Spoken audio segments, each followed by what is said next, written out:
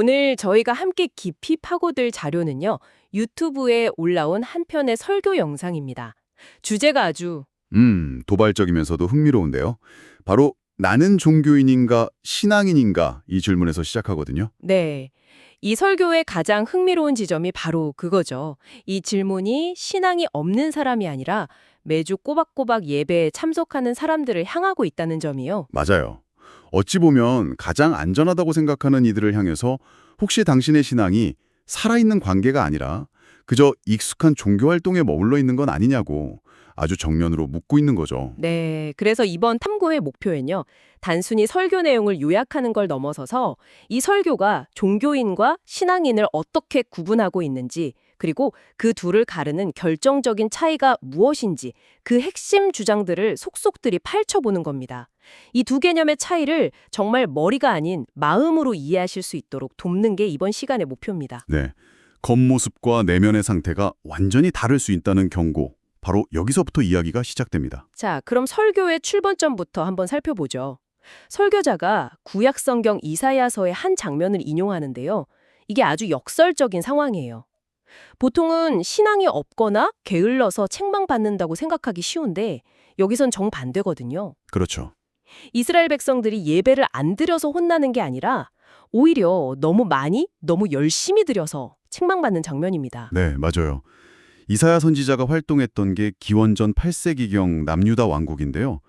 당시 사회가 종교의식은 아주 풍성했지만 도덕적으로는 굉장히 타락했던 시기였습니다. 아, 다시 가져오지 말라.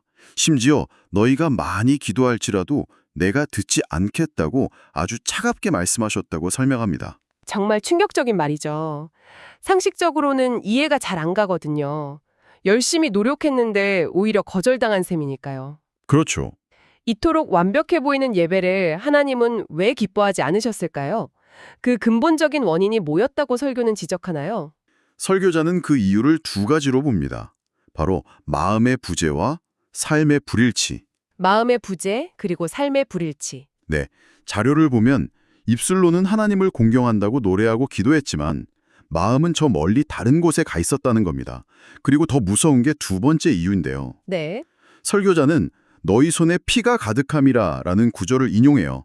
이게 단순히 비유적인 표현이 아니라 예배당 밖의 삶에서는 가난한 자를 억압하고 불의를 저지르면서 예배 시간에는 거룩한 척하는 이중적인 모습을 정확히 꼬집는 거죠.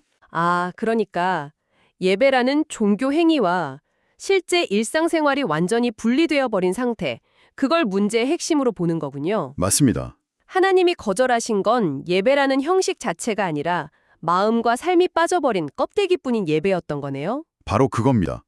이건 마치 매일 아침 사랑해 라고 말은 하지만 정작 배우자가 뭘 힘들어하는지 전혀 관심 없는 남편이랑 비슷한 모습이죠. 말이 아니라 관계의 진정성이 사라진 상태. 하나님은 바로 그 지점을 지적하신 겁니다. 시작합니다. 아주 재미있고 또 뼈아픈 비유를 사용하는데요. 바로 결혼식 비유입니다. 네, 결혼식장에 수많은 하객들이 모이잖아요. 그렇죠. 다들 축하하는 마음으로 참석하지만 사실 그 자리에서 인생의 송두리째 바뀌는 사람은 신랑과 신부, 단 두 사람뿐이라는 거죠. 나머지 하객들은 축하하고 식을 구경하고 밥을 먹고 집으로 돌아가는 관람객이라는 거예요. 설교자는 종교인의 예배가 바로 이 관람객의 태도와 똑같다고 말합니다. 그 결혼식 비유를 들으니까 정말 확 와닿네요. 하객처럼 앉아서 오늘 주례사가 기네, 신부가 예쁘네 하고 평가하고 있었던 제 모습이 떠올라서 좀 뜨끔하기도 하고요. 다들 한 번쯤은 그렇죠. 그렇다면 설교에서 말하는 이 관람객, 즉 종교인의 구체적인 특징은 뭐라고 정리할 수 있을까요? 설교에 따르면 종교인의 특징은 크게 세 가지로 요약됩니다. 첫째, 방금 말씀하신 것처럼 예배를 드리는 것이 아니라 본다, 즉 구경합니다. 둘째, 참여하기보다는 예배를 평가합니다. 평가한다. 네, 오늘 설교가 길다, 짧다, 찬양이 은혜롭다, 아니다 와 같이 소비자적인 관점에서 판단하는 거죠. 그런데 그 평가한다는 지점이 좀 흥미롭네요. 우리가 좋은 영화를 보고 연출이 좋았다고 이야기하는 것처럼 예배의 구성이나 설교의 논리에 대해 생각하는 게 꼭 나쁜 태도라고만 할 수 있을까요? 그 경계가 어디에 있다고 보나요? 아주 좋은 질문입니다. 설교의 맥락에서 평가는 지적인 분석이나 건강한 비판과는 달라요. 여기서 말하는 평가는 철저히 나를 중심으로 이루어집니다. 내가 은혜를 받았는가? 내 마음에 드는가? 이게 기준이 되는 거죠. 아, 마치 레스토랑에서 음식 맛을 평가하듯 예배를 나를 만족시켜야 하는 서비스나 상품으로 여기는 태도를 말하는 겁니다. 신랑 신부가 결혼식 서약을 들으면서 저 서약의 문장이 논리적인가? 이걸 따지진 않잖아요. 그렇죠. 그들은 지금 평가자가 아니라 당사자니까요. 바로 그겁니다. 아, 관점의 차군요. 내가 중심이 된 소비로서의 평가인지 아니면 그 대상과의 관계 속에서 이루어지는 반응인지의 차이. 이해가 됩니다. 그럼 세 번째 특징은 뭔가요? 셋째는 몸과 마음의 분리입니다. 설교자는 주식 걱정이나 휴대폰을 보는 걸 예로 드는데 이건 단순히 집중력 부족의 문제가 아니라고 딱 선을 그어요. 집중력 문제가 아니다. 네. 오히려 그 공간이 더 이상 자신에게 절박한 변화의 장소로 여겨지지 않는다는 강력한 신호일 수 있다는 거죠. 심리학에서 말하는 습관화랑 비슷합니다. 어떤 강렬한 자극도 계속 반복되면 결국 무뎌지는 것처럼 예배가 삶의 문제를 해결해주는 역동적인 시간이 아니라 그냥 일주일에 한 번 치르는 의무적인 습관이 되어버린 상태. 그걸 지적하는 겁니다. 그 관람객의 자리에서 벗어난 진짜 신랑 신부 같은 신앙인의 예배는 구체적으로 어떻게 다르다고 설명하나요?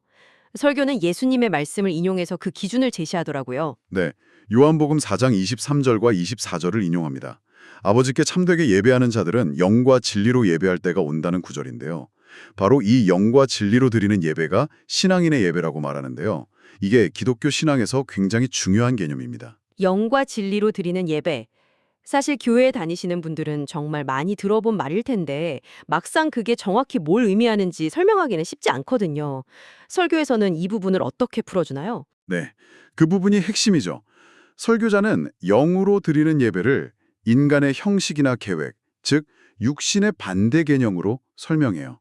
내가 열심히 준비하고 노력해서 드리는 게 아니라 성령의 인도하심과 감동을 따라 드리는 예배라는 의미죠. 아, 내 힘이 아니라. 그렇죠. 그리고 진리로 드리는 예배는 진리이신 예수 그리스도를 통해 꾸밈이나 거짓 없이 자신의 있는 모습 그대로 나아가는 것을 뜻합니다. 죄인의 모습, 연약한 모습 그대로를 솔직하게 내어놓는 거죠. 그렇군요. 영으로가 예배의 동력이라면 진리로는 예배의 태도라고 볼 수 있겠네요. 계획된 각본이 아니라 성령의 인도하심을 따르고 완벽한 모습이 아니라 있는 그대로의 진실된 모습으로 나아가는 것. 정확합니다.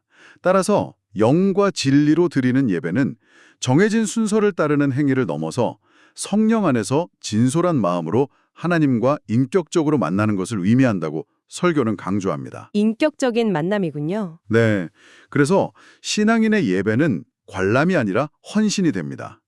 단순히 시간을 보내는 자리가 아니라 내 인생의 방향이 결정되고 하나님께 내 삶을 맡기는 서약의 자리가 되는 거죠. 아까 나왔던 결혼식 비유랑 정확히 연결되네요.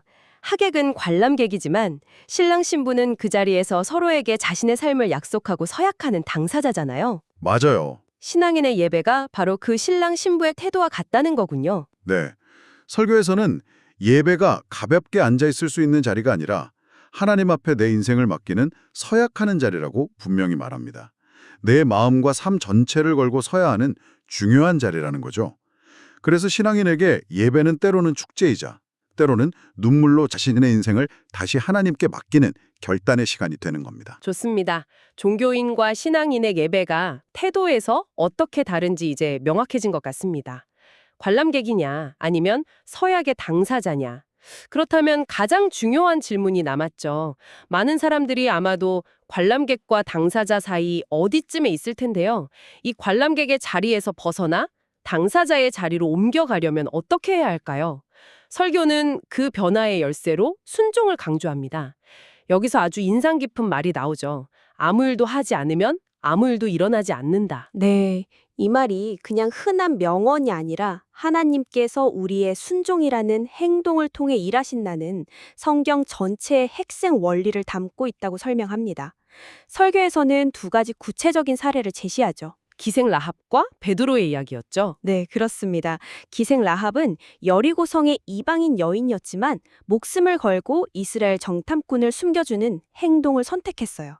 그 결과 자신과 온 가족이 구원을 받죠. 네. 어부였던 베드로는 예수님의 부르심에 즉시 그물과 배, 즉 자신의 생업 전부를 버려두고 따르는 행동을 보였고요. 그러고 보니 두 사람 다 어떤 면에서는 완벽한 사람들이 아니었네요. 사회적으로 비천한 신분의 여인이었고 베드로는 나중에 예수를 부인하기까지 하니까요. 바로 그 점이 핵심입니다. 그들이 도덕적으로 완벽하거나 믿음이 대단해서가 아니었다는 거죠. 다만 하나님의 말씀 앞에서 머뭇거리지 않고 순종하려는 그 작은 행동 하나를 보시고 하나님이 그들의 인생에 개입하기 시작하셨다는 겁니다. 결국 머리로 맞아 공감하고 감동하는 데서 그치면 아무것도 변하지 않는다는 강력한 메시지입니다. 은혜는 하나님이 주시지만 변화는 순종을 통해 시작된다. 설교의 이 문장이 바로 그 의미군요. 말씀을 듣고 깨닫는 것을 넘어서 구체적인 행동으로 이어져야 한다는 강력한 촉구네요. 네. 그리고 바로 이 순종이라는 개념을 설명하면서 설교자는 우리가 예배 시간에 아주 익숙하게 사용하는 한 단어의 의미를 완전히 새롭게 정의합니다. 이 부분이 설교의 백미라고 할 수 있는데요. 어떤 단어죠? 바로 아멘입니다. 아멘. 보통 그렇게 믿습니다, 동의합니다 정도의 뜻으로 알고 있는데 이걸 어떻게 다르게 설명하나요? 보통 우리가 아멘을 수동적인 동의의 의미로 사용하잖아요. 네, 말씀 잘 들었습니다 정도의 뉘앙스죠. 네, 그렇죠. 하지만 설교자는 여기서 아멘의 의미를 완전히 뒤집습니다. 아멘은 단순히 듣겠습니다가 아니라 그렇게 하겠습니다라는 순종의 고백이자 신앙의 첫 행동이라는 겁니다. 하겠습니다라는 능동적인 약속이라니 정말 엄청난 생각의 전환이네요. 그렇죠. 단순한 동의가 아니라 말씀에 대한 나의 책임 있는 응답이라는 뜻이군요. 네. 설교자는 청소년 캠프에서 겪었던 일화를 소개하면서 이 개념을 아주 생생하게 전달합니다. 당시 강사가 어떤 도전을 제시한 뒤에 누가 하시겠습니까? 라고 반복해서 물었다고 해요. 그때마다 아이들이 제가 하겠습니다 라고 손을 들며 외치는 훈련을 했다는 거예요. 처음에는 머뭇거리던 아이들도 계속 외치다 보니까 그 입술의 선포가 마음을 움직이고 행동을 끌고 가더라는 겁니다. 와, 그 장면이 머릿속에 그려지네요. 제가 하겠습니다. 라는 그 외침이 수동적인 관람객에서 능동적인 참여자로 바뀌는 스위치 역할을 한 셈이네요. 바로 그겁니다. 따라서 예배 중에 하는 아멘이라는 고백은 말씀을 듣고 평가하는 자리에서 벗어나 제가 그 말씀대로 살아내겠습니다 라고 하나님 앞에 약속하고 결단하는 순종의 첫 걸음이 되는 셈입니다. 그 작은 외침이 거대한 변화의 시작점이 될 수 있다는 거죠. 식의 관람객처럼 예배를 구경하고 평가하는 자리에 머물 것인가 아니면 신랑 신부처럼 삶 전체를 드리는 참여자가 될 것인가 하는 근본적인 태도의 문제였습니다. 그리고 그 변화는 맞아 라고 지적으로 동의하는 것을 넘어서서 제가 하겠습니다 라고 고백하는 작은 순종. 바로 아멘이라는 첫 행동에서 시작된다는 점을 확인했습니다. 설교자는 예수님은 우리를 종교인으로 부르지 않고 예배자로 부르셨다는 말로 설교를 끝냈습니다. 이게 이 모든 논의의 최종 결론이자 듣는 모두에게 던지는 질문처럼 들리네요. 그렇습니다.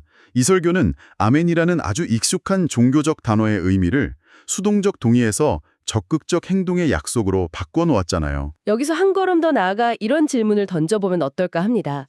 혹시 당신의 삶 속에서 의미를 깊이 생각하지 않고 습관처럼 사용하지만 사실은 이 아멘처럼 중요한 행동의 약속이 담겨 있을 수 있는 또 다른 단어는 무엇이 있을지 생각해 보시는 건 어떨까요? 예를 들면 누군가에게 무심코 건네는 사랑해 나, 미안해 라는 말 같은 것들 말입니다.